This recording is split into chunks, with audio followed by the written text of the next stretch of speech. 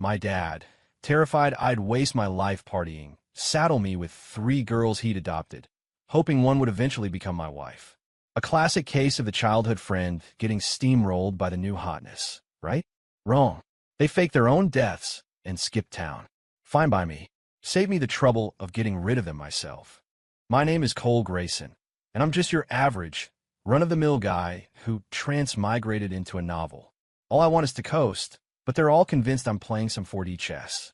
It wasn't until they clawed their way back as industry titans that they finally realized the joke was on them all along. Chapter 1. You Disappointment. My father's palm slammed down on the mahogany desk, rattling the antique porcelain tea set he cherished. Look at you, running around with those shady characters all day. You've dragged the Grayson family name through the mud. I nonchalantly cleaned out my ear, picked up a perfectly crafted mini lobster roll, and popped it into my mouth. Mr. Ramirez has outdone himself today. The lobster is sweet, the brioche is perfectly toasted, and the lemon aioli is on point. Dad, take it easy. Stress is bad for your health. I mumbled through the mouthful. This lobster roll is amazing. You should try one. My father's chest heaved, his face turning a dangerous shade of red. He pointed a trembling finger at my nose. I'm talking about something serious. And you're still eating. My name is Cole Grayson. 3 days ago, I was just another corporate drone, grinding through the daily subway commute and surviving on instant noodles. Then, a car crash sent me straight into a power fantasy novel I'd been reading. I became the character with the same name, the story's ultimate cannon fodder villain, Cole Grayson. He was a textbook playboy who used his family's wealth and power to indulge in every vice, ultimately pissing off the novel's alpha hero protagonist. The result? His family went bankrupt, and he met a grisly end. And my father, Warren Grayson, CEO of the Grayson Corporation, had a brilliant plan to rein me in. In a move straight out of a Victorian novel, he'd adopted 3 girls from troubled backgrounds to be raised alongside me. He called them his wards, but it was a thinly veiled audition. His insane logic? One of them was bound to tame me eventually. In the original story, these 3 girls were tormented by the original Cole. They ended up joining the protagonist's harem and became instrumental in the Grayson family's downfall. I transmigrated here just before the main plot was supposed to kick off. I have no intention of repeating that tragedy. My goal is simple. Just coast. Enjoy this obscene wealth. The gourmet food, the vintage bourbon, the personal gym. What's not to love? As for the alpha hero and the plot, they can all stay the hell away from me. Seeing that his lecture was having zero effect, my father got even angrier. If you keep this up, I'm grounding you. I'll have Sophia, Willow, and Chloe watch you. You won't be allowed one step out of this house. Sophia Vance, Willow Reed, and Chloe Jensen. Those are my 3 designated keepers. Sophia, the Ice Queen, a certified genius being groomed to be a business prodigy. In the novel, she becomes a ruthless, cold-blooded CEO. Willow, gentle as a stream, an artistic soul with an incredible gift for design, who later becomes an internationally renowned fashion designer. Chloe, the vibrant and cheerful one, a culinary marvel whose cooking could make Gordon Ramsay weep with joy. In the novel, they were the hero's greatest assets and the 3 sharpest knives pointed at the Grayson family's back. I put down my fork, ready to give my dad a lecture on the evils of arranged marriages and outdated patriarchal nonsense. Just then, our butler, Arthur, rushed in, his face pale and his lips trembling. Mr. Grayson Cole, it's terrible news. My father frowned. What's all the panic?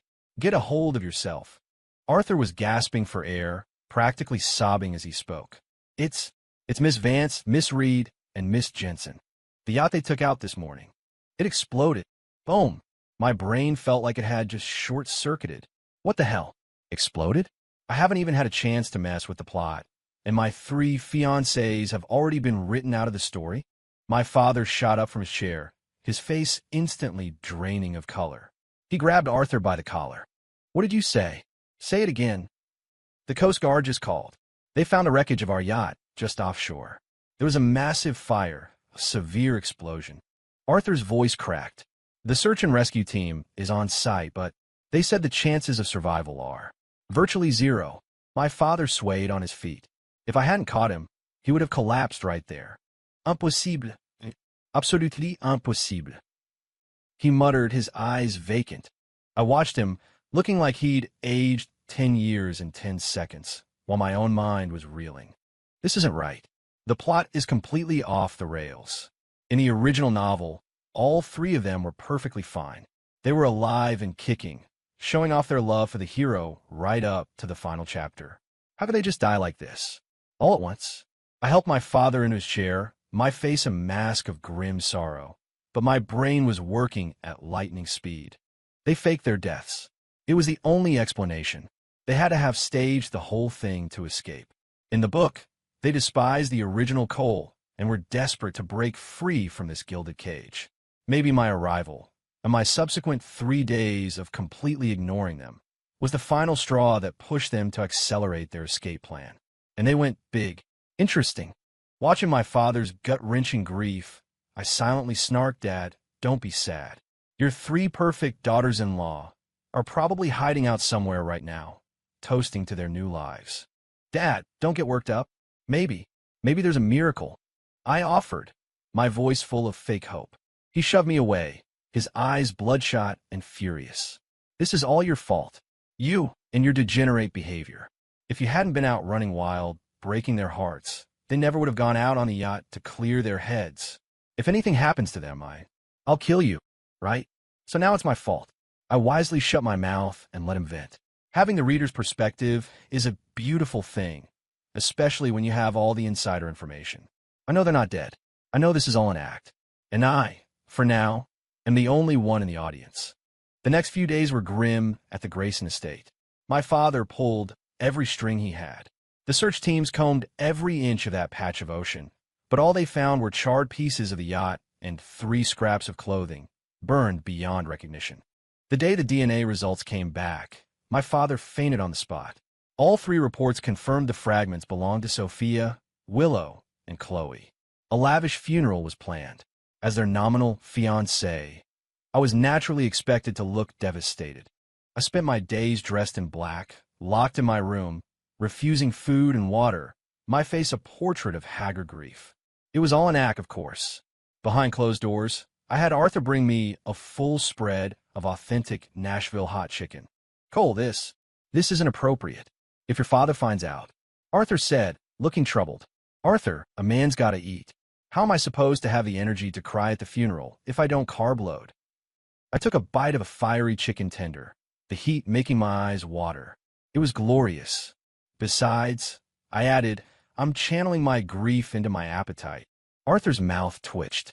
He said nothing more and quietly left the room.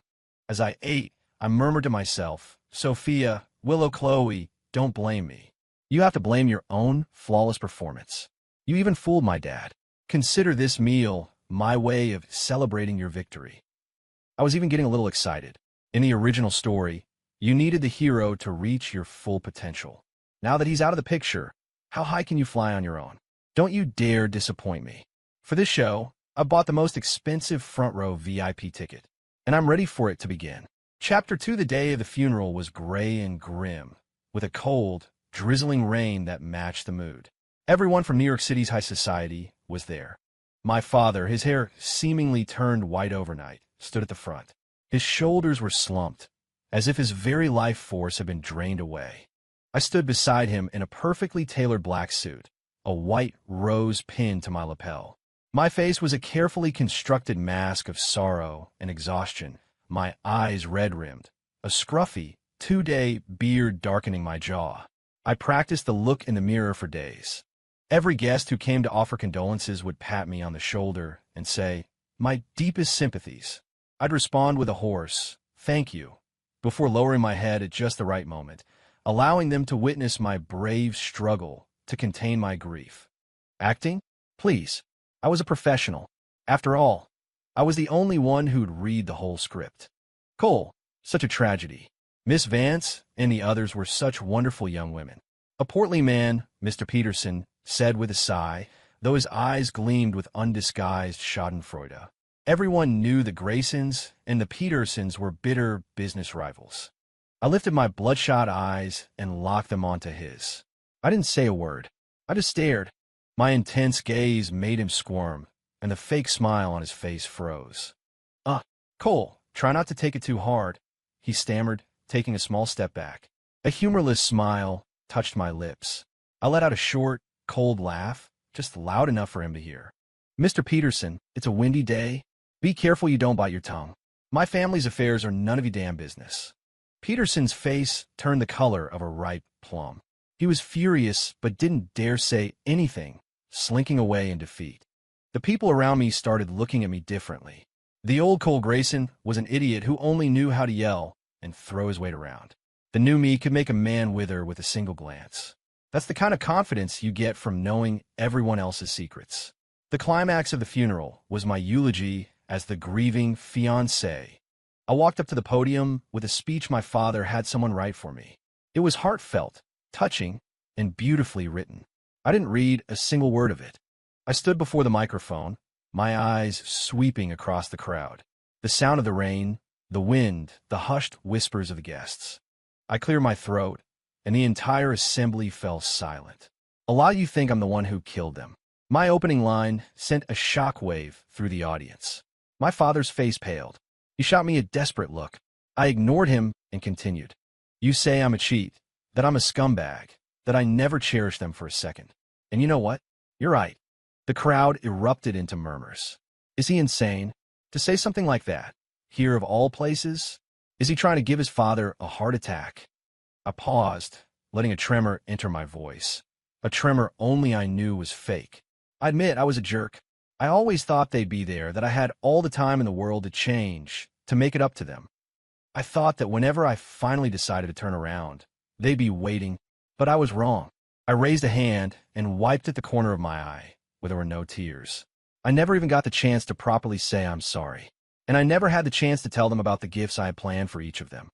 I was going to give Sophia the reins to Grayson Corp's lead investment firm as soon as she graduated, so she could build her own empire.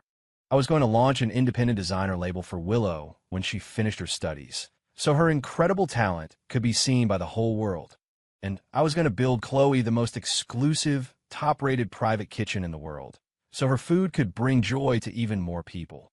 But now, it's too late for all that. My voice dropped, becoming a near whisper. It's all too late. The crowd was dead silent. Everyone was stunned by my heartfelt confession. Even my father was just staring at me, his expression a mixture of shock and, was that a flicker of pride? I laughed inwardly. Was any of it true? Of course not. Those words weren't for the living. They were for the dead. Sophia, you want to be a titan of Wall Street? Willow, you want to be a top designer? Chloe, you want to be a celebrity chef? You think escaping me was the key to achieving your dreams? Wrong. I could have handed you your dreams on a silver platter, and you walked away from it. I wanted them to know, with absolute certainty, that the prison they worked so hard to escape was the very paradise they were dreaming of.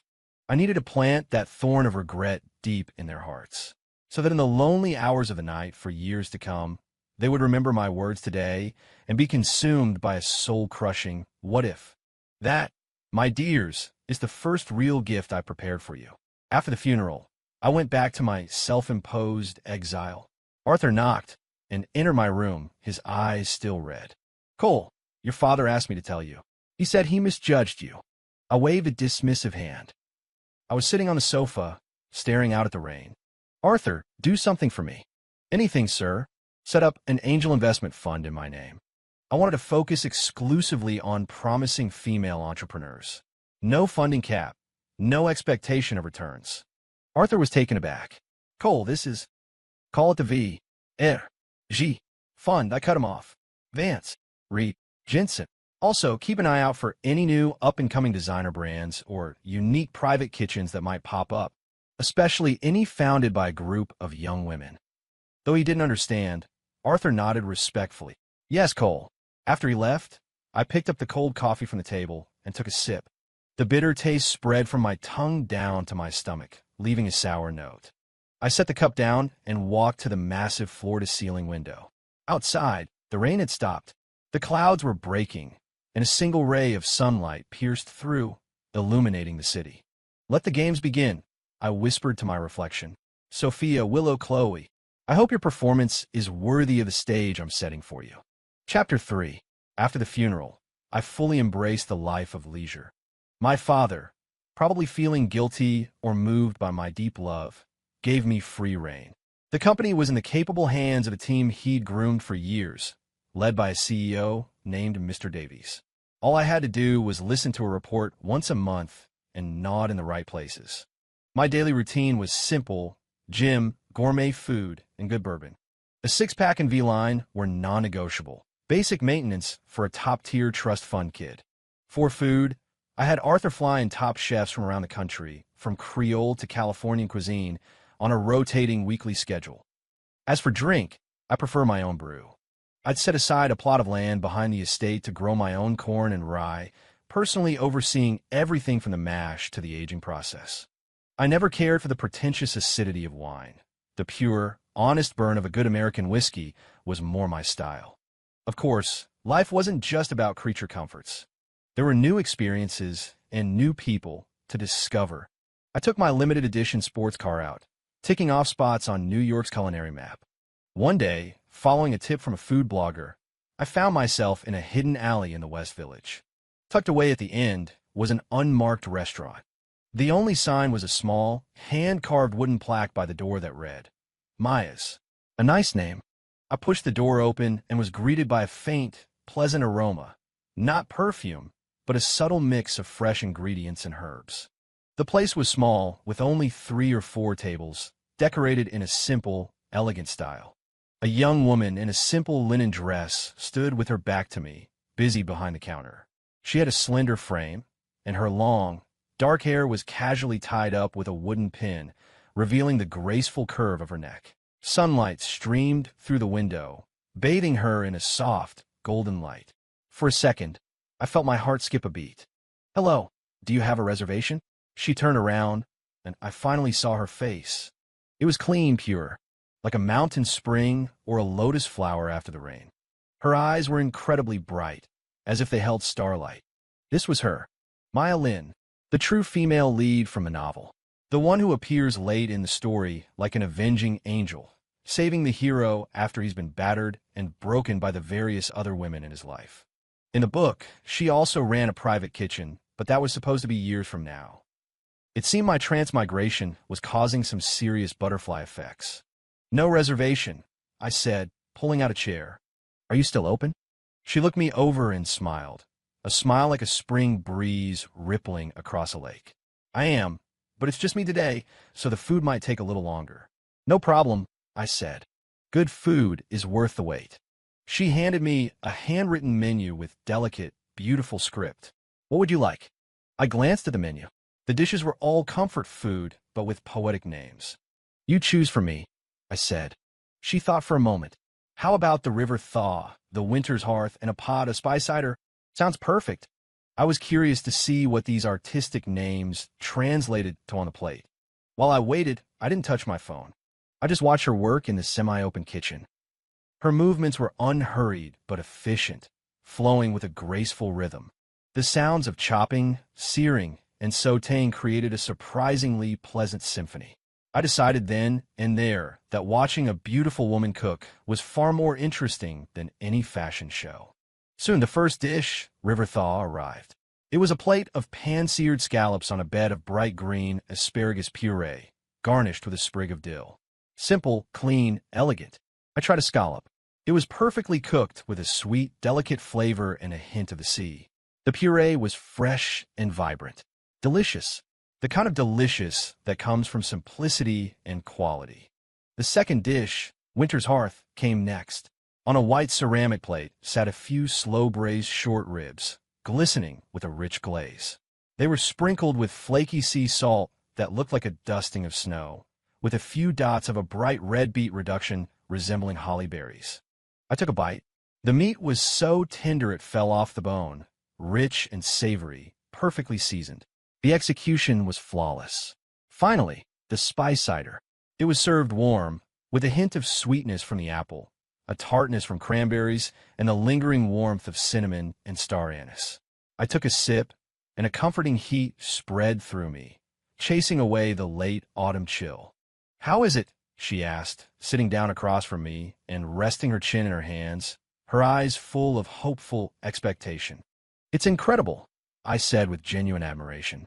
"You have a real gift." Her eyes lit up and her smile widened. "Thank you. That's the best compliment I could ask for." "I'm Cole Grayson," I said, extending my hand. "Maya Lynn." She shook my hand. Hers was soft and slightly cool. For a moment, I didn't want to let go. "Get a grip, Grayson. This isn't that kind of story. With talent like this, why not open a bigger restaurant? Hiding in this alley seems like a waste," I asked. She shook her head. "I don't like all the noise and chaos. I like it here, serving just a few tables a day, making food that I love. It's enough for me." "Sounds like you have great parents," I remarked, raising an eyebrow. She blinked, then giggled. "How did you know?" "All my parents want is for me to be happy and do something I enjoy. They don't care if I make a lot of money." A happy home, raised with love and support. No wonder she had such a pure and gentle aura. She was from a completely different world than Sophia and the others. "What about you?" she asked, looking at me curiously. "You don't seem like the kind of person who would stumble into a place like this." My bespoke suit and the Patek Philippe on my wrist were admittedly out of place in her cozy little restaurant. "Me?" I smiled. "I'm just an unemployed guy whose only hobby is eating." "Well, you definitely came to the right place," she said, her face beaming with pride. In that moment, with the sunlight filtering in and her face lit up by that beautiful smile, I suddenly felt that my 3 ambitious, career-driven exes didn't seem quite so important anymore. It looked like my plan to just coast through life had hit a small, wonderful snag. Chapter 4: Leaving Maya's Restaurant. I felt a deep sense of contentment. Good food truly is the ultimate cure-all, especially when served with a side of good company. In the days that followed, I became a regular at Maya's. I was there every day, rain or shine.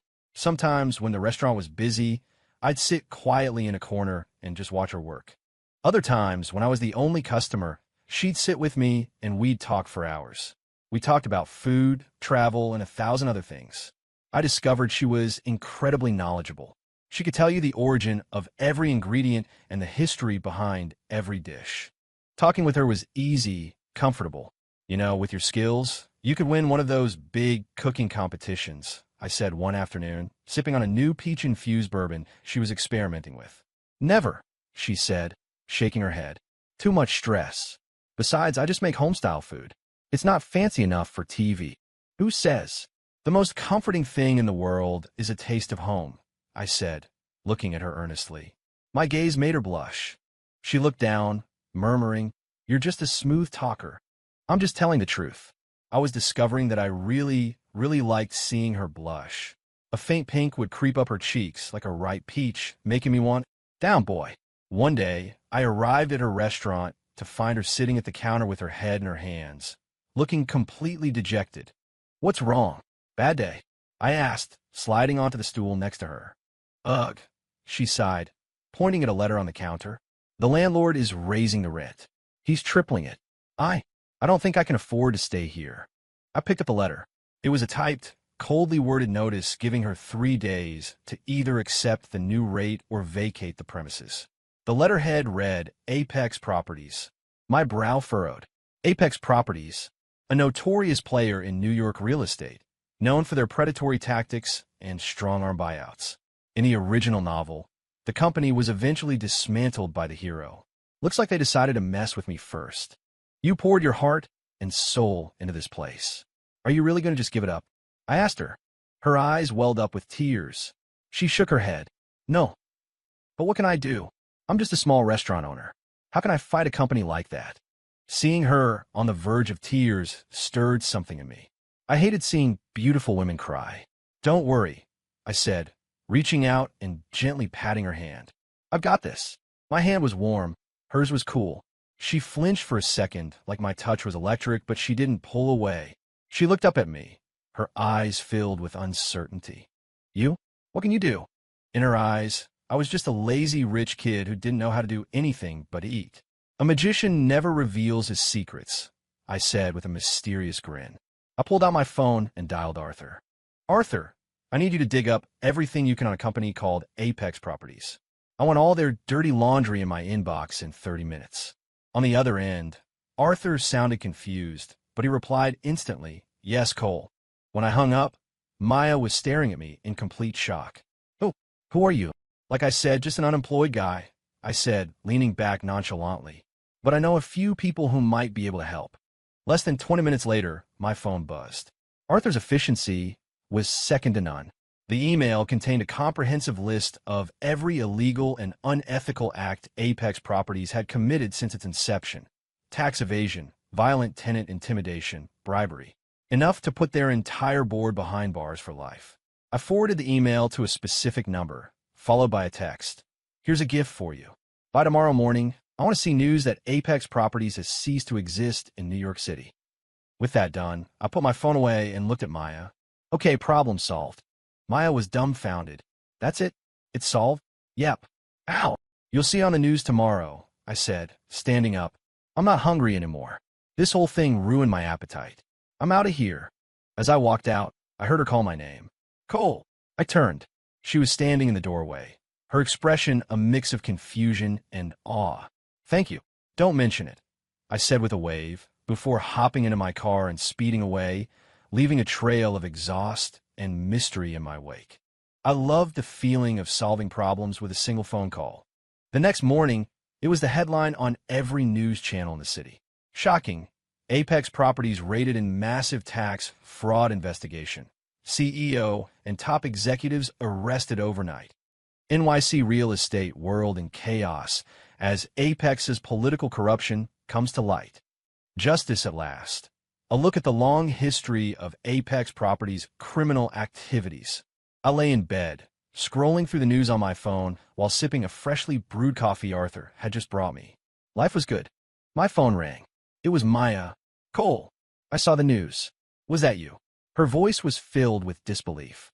"I just passed along a tip to the right people," I said casually. You're incredible," she said, so excited she was stumbling over her words. I don't know how to thank you." "Just buy me dinner." "Deal. Anything you want. I'll make it. I'm going shopping right now." "I want you," I said, my voice dropping to a low, playful murmur. There was silence on the other end.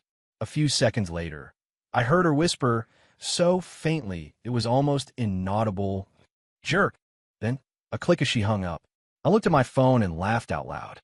Teasing her was way too much fun. I had no idea that at that very moment, on the other side of the city, in a sleek, minimalist CEO's office, a woman in a designer power suit was watching the exact same news report, her expression as cold as ice. It was Sophia Vance. In 3 years, using her sharp business acumen and ruthless drive, she had turned her initial seed money into a multi-billion-dollar investment firm, Aura Capital. Her assistant was giving her a report. "Ms. Vance, Apex Properties has collapsed. Our plan to acquire that parcel of land they owned is now dead in the water." Sophia took a sip of her coffee, her gaze unwavering. "Understood. Ma'am, the word on the street is that someone orchestrated this entire takedown overnight. It was a swift, brutal, and perfectly executed move." Sophia tapped her fingers rhythmically on the desk. "Do we know who?" "Not yet. Whoever it was, they were clean. Left no traces. All we know is that it might be connected to a small private restaurant in the West Village called Maya's." "Maya's?" Sophia repeated the name. It sounded vaguely familiar, but she couldn't place it. She shook her head, dismissing the thought. She had bigger fish to fry. Her revenge. "What's the situation with the Grayson Corporation?" she asked. "Same as always. Warren Grayson's health is failing, and he's delegated most of the operations to his management team. As for Cole Grayson," the assistant's voice dripped with contempt. "He's the same useless playboy he's always been. Spends all his time eating and drinking. I hear he's become obsessed with that little restaurant, Maya's. He's there every single day." At the mention of Cole's name, a chilling light flashed in Sophia's eyes. She tightened her grip on her coffee mug. Cole Grayson, the man she once thought would be her lifelong nightmare. 3 years. Not a day had gone by that she hadn't dreamed of crushing him, of bringing the entire Grayson family to its knees. Now, the time was almost here. "Good," Sophia said, a cold smile touching her lips. "Keep an eye on him. A waste of space obsessed with food is no threat to us. It's time to move our plan forward." She stood and walked to the panoramic window, looking down at the sprawling city below. Cole Grayson, I'm back. Are you ready for your judgment day? She would never know that the waste of space she was talking about was currently lying on a massage table in his mansion, getting a deep tissue massage while listening to Arthur's report. Cole, Ms. Vance. The CEO of Aura Capital has been making some aggressive moves. She's been quietly buying up our company's scattered shares. Oh, I didn't even bother to open my eyes. How much is she worth? Aura Capital is valued at around $3 billion. Her liquid assets, I'd estimate no more than $1 billion. Only $3 billion? I scoffed. Pathetic. Not nearly enough for a good show. Arthur, find a way to inject $5 billion into her firm through our V.R.G. fund. Arthur was shocked. Cole, why would you? If she wants to play, let's make it a real game. A bigger stage makes for better drama, I said calmly. By the way, how are Willow's design label and Chloe's restaurant chain doing? Miss Reed's brand, Willow Reed Designs, has gained some international recognition, and Miss Jensen's restaurant, Chloe's Table, has become a viral sensation. You need reservations months in advance. Good. Give them each a $5 billion investment from the fund as well. Tell them to go big. The bigger, the better. Yes, Cole. Though he clearly didn't understand my motives, Arthur was, as always, loyal and efficient. I waved him away. The masseuse hit a perfect pressure point in my shoulder, and I almost drifted off to sleep. Revenge? Bring it on. I'm waiting. I just can't wait to see the looks on your faces when you find out you're using my money to get revenge on me. This is going to be so much fun. After the Apex Properties incident, my relationship with Maya accelerated. The way she looked at me now held not just appreciation, but also a healthy dose of awe and affection. One afternoon, I was in my home gym, sweat dripping down my abs as I lifted weights. Maya sat on a nearby yoga mat, her chin in her hands, watching my every move. Like the view, I asked, putting the barbell down and sitting up, the sweat tracing a path down my V-line. She blushed and looked away, but her mouth said, I do. I took her hand and placed it on my stomach. Quality control check. I smirked. Her face turned beet red. The hard, hot muscle under her palm made her try to snatch her hand back as if she'd been zapped. But I held it fast. Does it pass inspection? I leaned in closer, and in the moment she was flustered, I pressed a soft kiss to her fingertips. She froze, and a few seconds passed before she squeaked. It passes. Her innocent reactions were driving me crazy. An inspection isn't enough. I think I deserve a reward, I said, moving to kiss her properly. But she suddenly pushed me away and jumped to her feet. Oh, I think I left the soup on the stove, she exclaimed, before turning and fleeing the room. I watched her go, a helpless smile on my face. She was so shy it was adorable, and I loved it. That evening, I stayed at her restaurant for dinner. She cooked all my favorite dishes. During the meal, she suddenly asked, Cole, did you used to have a lot of girlfriends? She asked it so carefully, a flicker of insecurity in her eyes. I knew my playboy reputation preceded me. I put down my fork and met her gaze. The past is the past. This is now. And now, she pressed. Now, I said, looking directly into her eyes, I'm trying to win over a girl named Maya Lynn. I'm just not sure if she's willing to give me a chance. Her face flushed a brilliant shade of red. She was gripping her chopsticks so tightly I thought they might snap. She stammered, unable to form a complete sentence. It was painfully cute. I didn't push her, just waited patiently. After a long moment, she seemed to gather all her courage. She looked up, leaned across the table, and planted a quick, soft kiss on my lips. Then she immediately ducked her head, refusing to look at me. Does that count as a yes? She whispered, her voice barely audible. I was stunned. Then, a wave of pure joy washed over me. I pulled her out of her chair and into my lap, hugging her tight. It counts, I said, resting my chin on the top of her head and inhaling her sweet scent. It's official. You're mine now. No takebacks. In my arms, she nodded gently. In that moment, I felt like I had the whole world. The transmigration, the cannon fodder role, the ridiculous revenge plot. None of it mattered anymore. All I wanted was to spend the rest of my life with this girl. After we got together, Our days were filled with a sweet, syrupy happiness. I moved my coasting operation from my mansion to her little restaurant. I'd act as her sous chef while she cooked, or sometimes just sit and watch her. She loved to trace the lines of my abs, saying she liked how they felt. So I found increasingly creative ways to accidentally show them off. Reaching for a high shelf so my t-shirt would ride up. Wiping sweat with the hem of my jersey after a game of one-on-one. Each time, I was rewarded with a little gasp and a pair of sparkling eyes. My favorite pastime was stealing kisses when she wasn't paying attention. Kisses on her forehead, the tip of her nose, her earlobe. Each time she would blush and give me a half-hearted glare. Those small victories were addictively sweet. We even adopted a cat, a chubby orange tabby. She'd found in the alley behind the restaurant. I named him Midas. Funnily enough, Midas seemed to have a better living arrangement than either of us. He'd spend his days at my mansion, eating gourmet cat food and sleeping on velvet sofas, then head back to Maya's restaurant at night to stand guard like the king of his domain. Maya and I were basically his two personal servants. One day, Maya's parents made a surprise visit from out of town. I happened to be at the restaurant. Maya was so nervous her palms were sweating. Oh my God, what do I do? I haven't told them I have a boyfriend. Sooner or later, they have to meet the schmuck who stole their daughter, I said, pinching her cheek reassuringly. You're the schmuck, she said, swatting my hand away. The door opened, and an elegant-looking middle-aged couple walked in. Maya, Mom, Dad. Maya rushed to greet them. They noticed me and paused. And who is this? Her mother asked, looking me up and down. I'm Mr. and Mrs. Lynn. My name is Cole Grayson. I'm Maya's boyfriend, I said, stepping forward and introducing myself politely. Her father's brow furrowed, his eyes sharp and critical. Cole Grayson, as in the Grayson Corporation's Cole Grayson. It seemed my reputation had reached even their generation. That's me, I admitted without hesitation. Her father's expression darkened. Her mother pulled Maya aside and whispered, Maya, honey, why would you get involved with someone like him? He has a terrible reputation. Maya got defensive. Mom, Dad, don't listen to the rumors. Cole isn't like that at all. He's wonderful to me. Wonderful, her father scoffed. A playboy like him? For how long?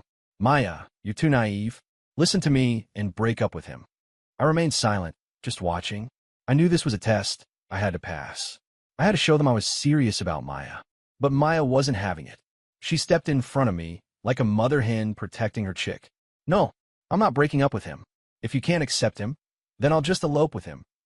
Seeing her small frame stand up to her beloved parents for my sake made my heart swell. Maya, don't talk to your parents like that, I said gently, taking her hand. I turned to them. Mr. and Mrs. Lynn, I know my past reputation doesn't inspire confidence. But please give me a chance. Give Maya a chance. Time will prove everything. I don't need you to prove anything. Maya suddenly spun around, stood on her toes, wrapped her arms around my neck, and right in front of her parents, kissed me with everything she had. The world went silent. Even the air seemed to freeze. I could practically hear her parents collectively gasp. The kiss was fierce and defiant. After a long moment, she pulled away, her eyes shining as she looked at her parents and declared, I love him, and I'm going to be with him, whether you approve or not. A public, binding declaration. Bold. I liked it. Her father was speechless with anger, and her mother just looked stunned. I smiled at them, pulling Maya into my arms. You see, Mr. and Mrs. Lynn, it's not really about your approval anymore. Your wonderful daughter has already claimed me. Looks like you're stuck with me. Chapter 6 in the end, Maya's parents couldn't win against her. They stayed for a few days and saw for themselves how I doted on her. I remembered all her little quirks. Her coffee, light with 2 sugars. The way she curled up in the corner of the sofa when she read. Her fear of the dark, which is why I'd had motion-sensing night lights installed in every corner of the house. To grant even her smallest whim, I would reveal skills they never expected me to have. She mentioned wanting to see a meteor shower, so I had Arthur arrange a private viewing at the Hayden Planetarium. She said she missed karaoke, so I had a professional-grade recording studio built in the villa in a single day. Maya's father went from glaring at me to silent observation to, finally, a grudging acceptance. Before they left, he pulled me aside. Kid, I don't care what you were like before. But from now on, if you ever hurt my daughter, I'll hunt you down. I swear on my life.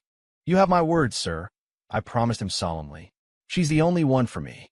After her parents left, our life returned to its peaceful, sweet routine. Meanwhile, Sophia and the others were moving full steam ahead with their grand revenge plot. Fueled by the billions I'd anonymously invested, their careers skyrocketed. Sophia's Aura Capital became a dominant force on Wall Street, taking the market by storm and rising to rival even the Grayson Corporation. She became a regular on the cover of Forbes, hailed as the new queen of finance. Willow's Willow Reed designs became the talk of Paris Fashion Week, sought after by celebrities and socialites. Her style was praised as the perfect fusion of Eastern elegance and modern minimalism. Chloe's Table grew from a small private kitchen into a nationwide chain of high-end restaurants. Getting a reservation was said to require booking 6 months in advance. The three of them became the most celebrated goddesses of vengeance in New York's high society. Everyone knew their story, the dead wards of the Grayson family, now back with a vengeance. Everyone knew their success was driven by their desire for revenge against the man who had wronged them, Cole Grayson. Overnight, I became the city's biggest joke. Did you hear? Those 3 women the useless Grayson kid cast aside are all titans of industry now. Ha ha, talk about a slap in the face. I heard Aura Capital is actively trying to short Grayson Corp's stock. Cole must be terrified. What does he know? He's probably shacked up with some new Instagram model, completely oblivious. I ignored all the gossip. I continued my daily routine, picking Maya up, going grocery shopping with her, and being the guinea pig for her new recipes. The hashtag Where's Cole Grayson even started trending on Twitter.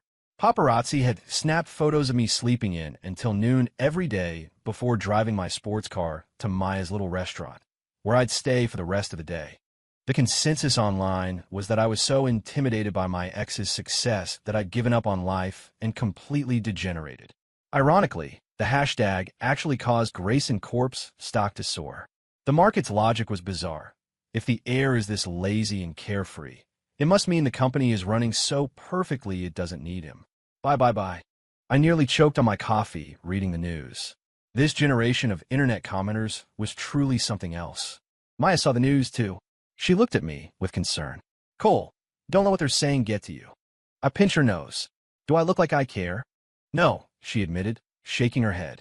You actually look kind of happy about it. Of course I'm happy, I said, pulling her onto my lap. You can't watch a good show without popcorn. She looked at me, confused. I didn't explain. I just asked her, do you want to see an even better show? What kind of show? A grand finale, I said, a playful glint in my eyes. About revenge. In truth, the annual New York Business Charity Gala was just around the corner. It was the premier event for the city's elite. It was also the stage Sophia had chosen for her official declaration of war. I received an invitation. So did Sophia, Willow, and Chloe. I knew they were planning a big surprise for me and the Grayson family that night. And I, in turn, had a little gift prepared for them. A gift they would never, ever forget. Chapter 7, the night of the charity gala, was a dazzling affair. I arrived in a sharp white tuxedo with Maya on my arm.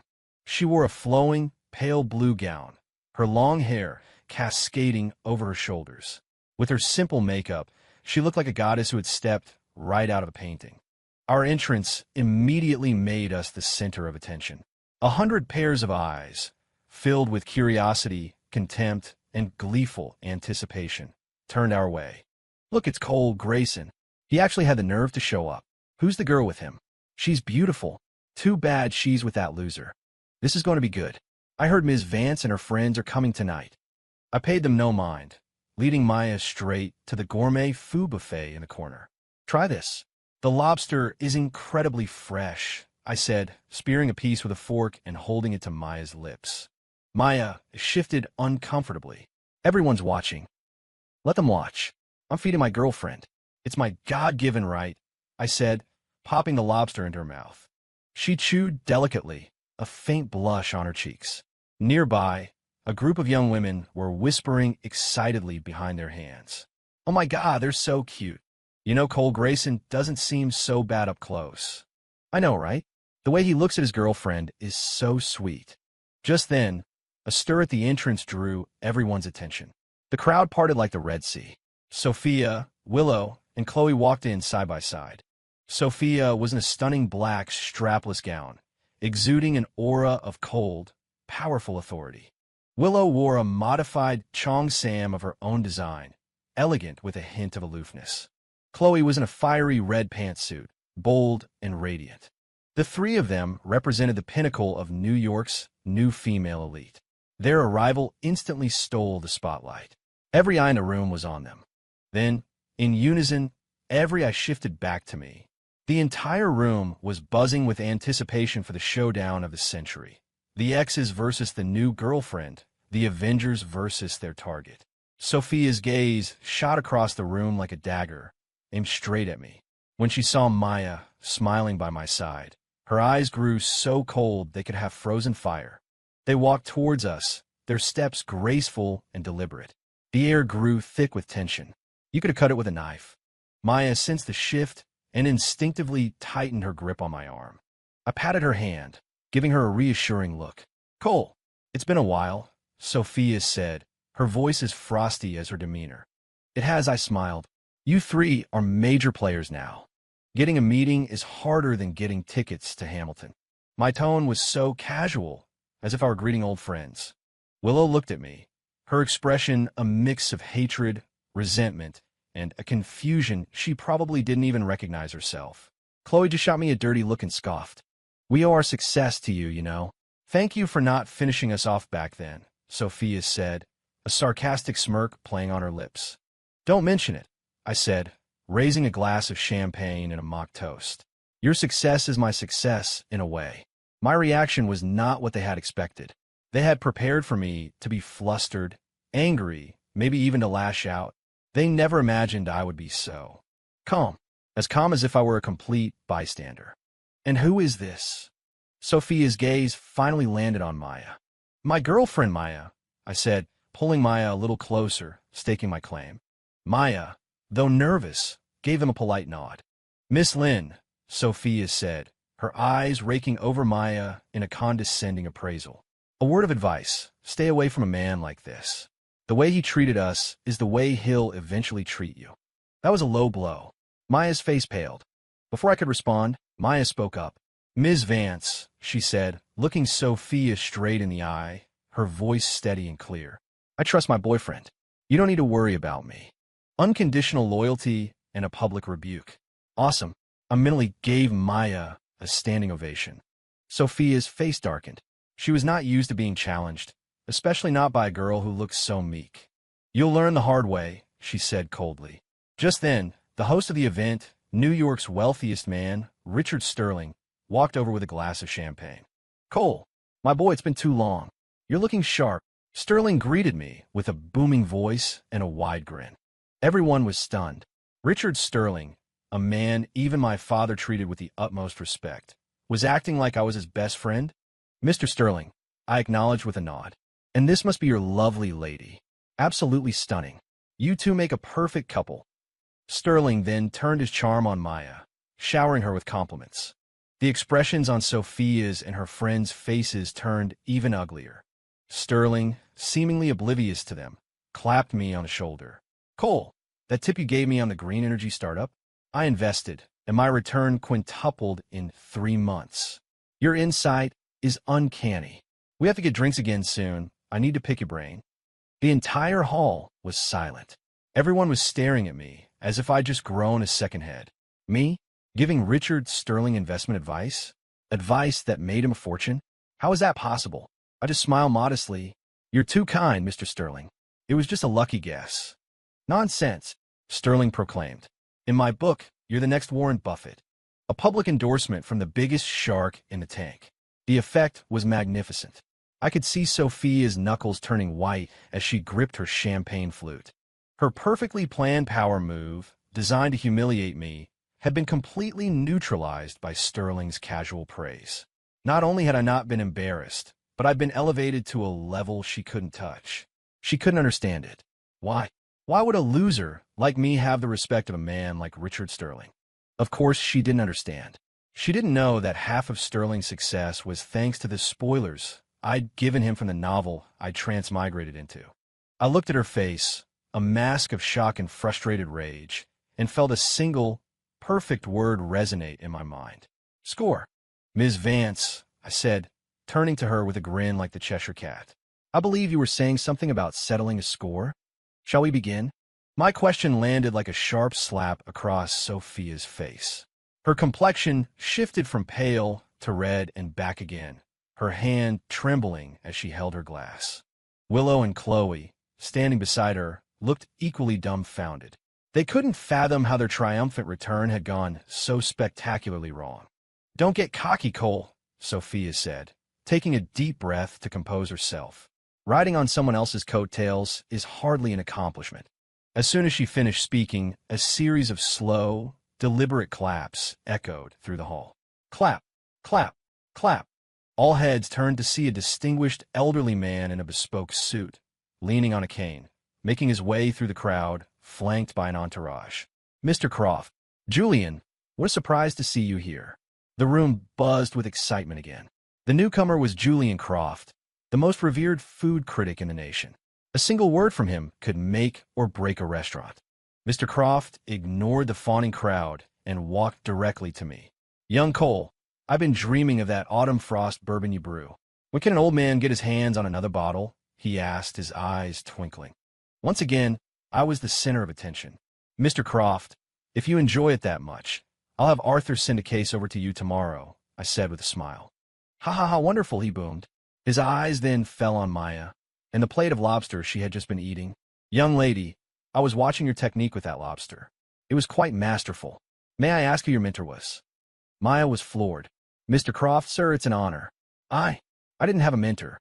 I just taught myself. Mr. Croft's eyes lit up. He glanced at the other dishes on our table. Are these your creations as well? I just whipped them up in the kitchen. Maya said, blushing. Mr. Croft picked up a fork, tasted a small bite of each dish, and then closed his eyes.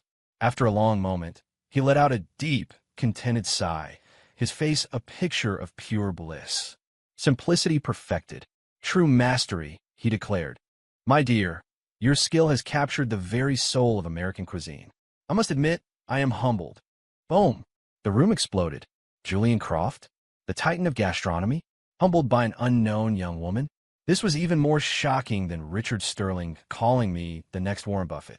Chloe's face went white as a sheet. Her culinary skill was her greatest source of pride, the foundation of her success. Now, with a single sentence, Julian Croft had shattered that foundation. She stared at Maya, her eyes burning with jealousy and disbelief. Mr. Croft took Maya's hand. My dear, have you ever considered joining the American Culinary Federation as an honorary board member? A talent like yours must be shared with the world. Maya was completely overwhelmed and looked to me for help. I gave her a reassuring smile and a nod. Before she could answer, another voice cut in. Julian, you can't monopolize all the talent. A stylish, elegant Frenchman walked over, followed by a team of assistants. It's Pierre Dubois, someone gasped. He was the godfather of French haute couture. When Willow saw him, her eyes widened. Dubois was her idol, the man whose legacy she aspired to surpass. Dubois walked straight to Maya and gently lifted the hem of her pale blue gown, his eyes filled with wonder. Mademoiselle, he said, his voice reverent, may I ask which master designer created this gown? The design, the tailoring? It is a work of genius. Maya blinked. I made it myself. What? Dubois exclaimed dramatically. You made this yourself? Oh, mon Dieu. Are you a culinary genius and a design prodigy? He turned to Willow, his tone laced with a hint of pity. Willow, your designs are excellent, but compared to this young lady's work, they're missing something crucial. Willow stood frozen, her voice trembling as she asked, what are they missing? Love, Dubois said simply. I can feel, in every stitch of this dress, the creator's deep affection for the one who wears it. That is soul. It is something that technique alone cannot replicate. Your work is beautiful, but it is cold. It has no soul. Willow stumbled back as if she'd been struck by lightning, her face ashen. Her pride, her talent, everything she had built was crushed in that single moment. Her idol had just called her work soulless, and the genius he praised was the unassuming girl standing next to Cole Grayson, a girl she had never even considered a threat. The irony was crushing. The atmosphere in the room had become surreal. It was clear to everyone now. This wasn't Sophia's revenge party. This was Cole Grayson's personal stage. More specifically, it was the stage he had built to coronate his girlfriend, Maya. He was showing the entire world just how exceptional his woman was. Sophia watched it all unfold, feeling like the world's biggest fool. Her meticulously laid plans had become a joke. She thought she was the hero returning to slay the dragon, only to find the dragon wasn't even paying attention to her. Instead, he'd casually unveiled a phoenix that blinded everyone with its brilliance. Why? Sophia stared at me, her voice trembling on the verge of a breakdown. How is this possible? You're supposed to be a loser, a good-for-nothing playboy. Why is Richard Sterling listening to you? Why are Julian Croft and Pierre Du Bois fawning over your girlfriend? It's not fair. I looked at her, on the edge of hysteria, and finally allowed myself to smile. Ms. Vance, whoever told you that all I do is party? I snapped my fingers. The massive screen behind the stage flickered to life, displaying a PowerPoint presentation. The title read, An Analysis of the Ownership Structure of Aura Capital, Willow Reed Designs, and Chloe's Table. Arthur's calm, clear voice filled the hall. Aura Capital, founded by Sophia Vance with an initial capital of $5 million. 3 years ago, it received $50 billion in series of funding from a V.R.G. fund. Willow Reed Designs, founded by Willow Reed. 3 years ago, it received $50 billion in series of funding from a V.R.G. fund. Chloe's Table, founded by Chloe Jensen. 3 years ago, it received $50 billion in series of funding from a V.R.G. fund. Currently, the V.R.G. fund holds a 51% controlling stake in Aura Capital, a 51% controlling stake in Willow Reed Designs, and a 51% controlling stake in Chloe's Table. And the sole owner of the V.R.G. fund is... A picture of me appeared on the screen, along with my signature. Mr. Cole Grayson. Dead silence. You could have heard a pin drop. Everyone was frozen in shock. Sophia, Willow, and Chloe looked as if they had been struck by lightning, rooted to the spot, all the color drained from their faces. The empires they were so proud of, the weapons they had forged for their revenge, were funded by me. They had worked tirelessly for 3 years, only to discover they were working for me all along. Was there anything more absurd, more humiliating in the entire world? R.G. I walked up to Sophia, leaned in, and whispered in her ear, Vance, Reed, Jensen, tell me, were the things I said at the funeral 3 years ago true, or were they all a lie? Sophia's body began to shake violently. She remembered. She remembered Cole's heartfelt eulogy at that funeral. He had said he wanted to start an investment firm for her, a designer label for Willow, a restaurant for Chloe. At the time, she had thought it was a pathetic, hypocritical lie. Now she understood. He had been telling the truth. He had fulfilled his promise to them in a way they could never have imagined. He had given them their dreams. And then he had sat back and watched as they used those very dreams to try and destroy him. The irony, the cruelty of it, was unbearable. But the shock was too much. Sophia coughed, and a spray of blood erupted from her mouth, staining the pristine white carpet. Her vision went black, and she collapsed to the floor. Chapter 9. Sophia's collapse was the first domino to fall. Willow and Chloe swayed on their feet, their faces a ghostly white. Their entire reality had been shattered in an instant. 3 years of hard work, 3 years of struggle, 3 years of burning hatred. All of it had been reduced to a cruel joke by the devastating truth. They thought they were the protagonists of a comeback story, only to find out their script had been written by someone else. They thought they had reached the summit, but they had never left the palm of his hand. The fall from such a great height was enough to break anyone. I looked at Sophia's unconscious form on the floor, my expression neutral. This was all part of the plan. I turned and took Maya's hand. Show's over. Let's go home. Maya was still in a state of shock, staring at me as if seeing me for the first time. You, you. She opened her mouth, but no words came out. I'll explain at home, I said, ruffling her hair. I led her out of the ballroom, through a sea of awestruck, fearful, and incredulous faces, leaving chaos and 3 broken women in our wake. The car ride home was silent. Maya stared out the window, lost in thought. I knew tonight's events were a lot for her to process. She needed time. Back at the mansion, I dismissed Arthur for the night, leaving just the 2 of us in the grand living room. So, she finally said, her voice a little hoarse, "You're not really an unemployed guy." No, I admitted. And all of that, with Sophia and the others. You planned it all? No, I said, shaking my head. Their escape, their desire for revenge, that was all them.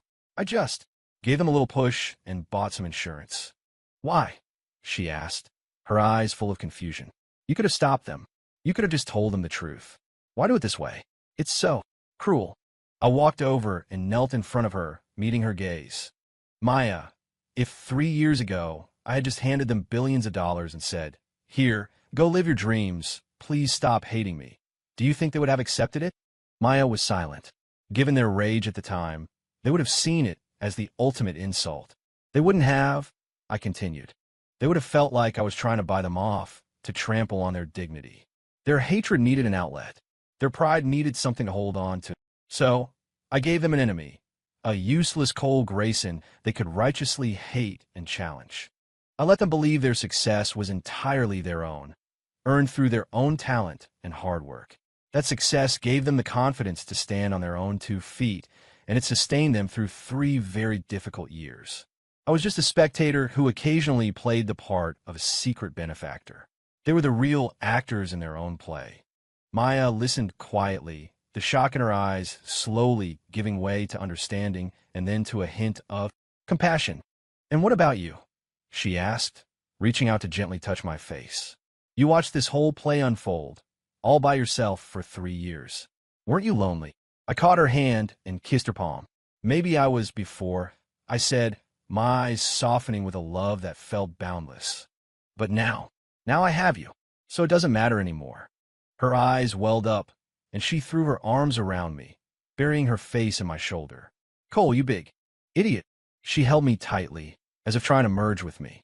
I hugged her back, feeling the warmth and softness of her in my arms, a profound sense of peace settling over me. She was right. I used to think watching others' drama was the ultimate entertainment. But it wasn't until I met her that I realized true happiness wasn't about watching a play. It was about living a simple, quiet life with the person you love. "From now on, no more plays, okay?" she murmured into my shoulder. "Let's just live our own lives." "Okay," I whispered, kissing the top of her head. "Whatever you want." Coasting through life is only perfect when you have someone to coast with. Chapter 10. After that explosive gala, the landscape of New York's business world was redrawn. Everyone now knew that the lazy, coasting heir to the Grayson fortune was, in fact, a terrifying mastermind. He had quietly orchestrated a 3-year-long game, manipulating 3 of the city's brightest, rising stars like puppets on a string. His cunning and ruthlessness were the stuff of legends. No one dared to underestimate me again. Wherever I went, I was addressed with a new level of respect as Mr. Grayson. Sophia, Willow, and Chloe vanished from the public eye. Aura, Capital, Willow Reed Designs, and Chloe's table were taken over by professional management teams I appointed. I didn't destroy them. They still held their original shares and would receive massive dividends every year, ensuring they would be comfortable for life. But the empires they were so proud of were no longer theirs to command. I heard that when Sophia woke up, she locked herself in her apartment for 3 days straight. Willow and Chloe left the city that very night, their destinations unknown. None of it concerned me anymore.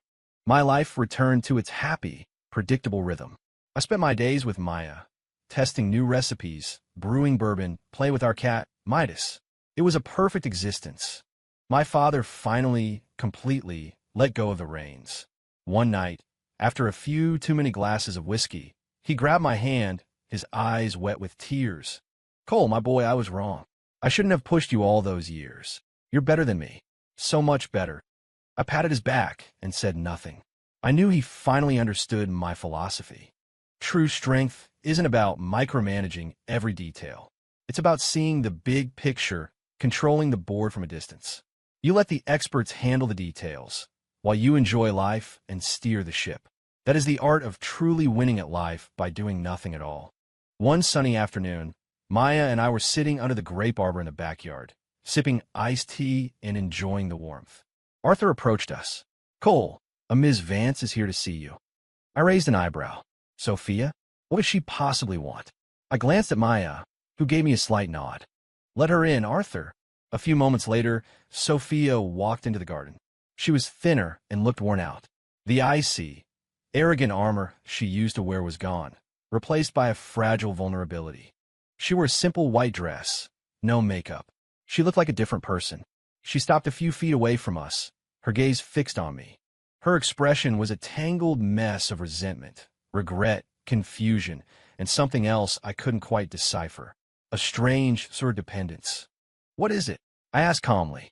She bit her lip, as if mustering all her courage. Can I ask you one question?" "Go ahead." 3 years ago, at the funeral, the things you said," her voice trembled. "They were all part of your plan, weren't they? They were all lies, right?" She seemed desperate for me to say yes. A yes would allow her to salvage the last shred of her pride. It would mean she was outmaneuvered, not that her heart had been played with. I looked into her hopeful, pleading eyes and remained silent for a long moment. Then I smiled. "What do you think?" I didn't give her an answer. Sometimes, the most brutal answer is no answer at all. Let her spend the rest of her life guessing, living in that uncertainty. That was my final gift to her. Sophia swayed, the last bit of color draining from her face. She took one last, long look at me, and then at Maya, who sat peacefully by my side. A flicker of hopeless envy crossed her face. Then she turned and walked away without another word. Watching her lonely figure disappear, Maya sighed. "Did you have to do that?" "Some things need a clean ending," I said, pulling her into my arms. "Let's not talk about them anymore. It ruins the mood. So, what's for dinner tonight?" Maya leaned against my chest, thinking, "Let's make a big pot of beef stew. It's getting colder. Something warm would be nice." Perfect. The sun warmed my skin. My love was in my arms. Servants bustled quietly in the distance, and the cat purred contentedly at my feet. This was it, a life of quiet bliss. My life didn't need epic tales of revenge and triumphant returns. All I wanted was to share 3 meals a day, through 4 seasons a year, with the woman I love. To quietly, peacefully win this long game called life.